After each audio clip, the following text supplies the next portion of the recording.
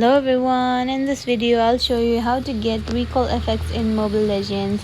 First, open Mobile Legends and tap the events tab on the home screen. Many limited events give away recall effects or recall effect trial cards.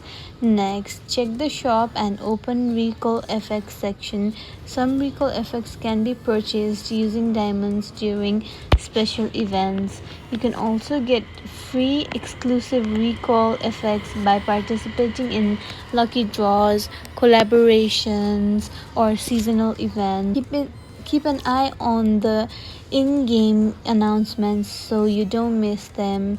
If you're a Starlight member, check the Starlight rewards, as some seasons include exclusive recall effects you can unlock.